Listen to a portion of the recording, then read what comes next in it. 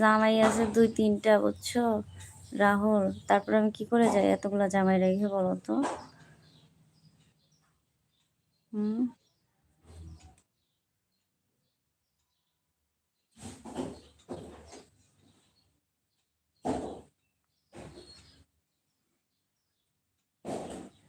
জামান comments করছে সোনিয়া ফারজানা কই।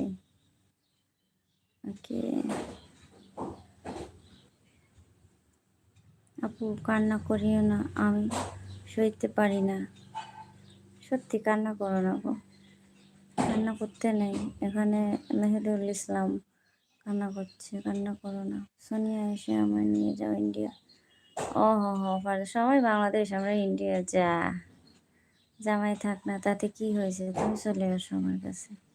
না গো রাহুল, সরি, চলে গেছে ভাইয়া। না আছে।